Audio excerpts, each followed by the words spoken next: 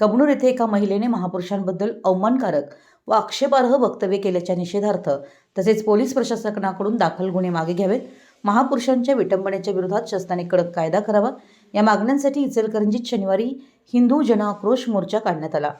आमदार राहुल आवाडे, आमदार संग्राम जगताप, RPI पश्चिम महाराष्ट्र उपाध्यक्ष नानासाहेब वाघमारे, गजानन महाराज गुरुजी यांच्या मार्गदर्शनाखाली श्री शिवतीर्थ येथे छत्रपती शिवाजी महाराज यांच्या अश्वारूढ पुतळ्यास पुष्पहार अर्पण करून या मोर्चाला सुरुवात करण्यात आली।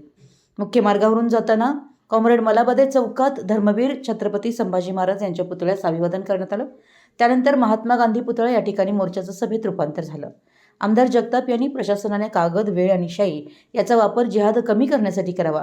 आम्ही कोणत्याही प्रकारचं राजकारण न करता शिवरायांचे मावळे आम्ही एकत्र आल्याचं सांगितलं। कबनूर येथील घटनेचा निषेध करत आमदार राहुल आवाडे यांनी यापूर्वी सुद्धा शहापूरमध्ये अल्पवयीन मुलीसोबत असभ्य वर्तनाची घटना घडली होती, त्यावेळी आम्ही लढा उभारला होता। कबनूर येथील घटनेनंतर हिंदुत्ववादी कार्यकर्त्यांवरच गुन्हे दाखल का होतात असा सवाल करत पोलीस प्रशासनाचा निषेध नोंदवला। यापुढे छत्रपतींची बदनामी खपवून घेतली जाणार नाही असा इशाराही त्यांनी दिला। RPIचे पश्चिम महाराष्ट्र उपाध्यक्ष नानासाहेब वाघमारे यांनी जिहादी विचारसरणीच्या प्रवृत्तीचा तीव्र शब्दात समाचार घेतला।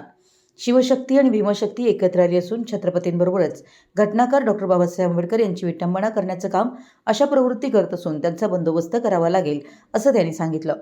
मोर्चाची सांगता झाल्यानंतर शिष्टमंडळानं अपर तहसीलदार महेश खिलारी व पोलीस प्रशासनाला निवेदन दिलं। प्रारंभी प्रेरणा मंत्रानं सभेची सुरुवात करण्यात आली। मोर्चाच्या पार्श्वभूमीवर मुख्य मार्गावरील सर्व व्यवहार बंद ठेवण्यात आले होते।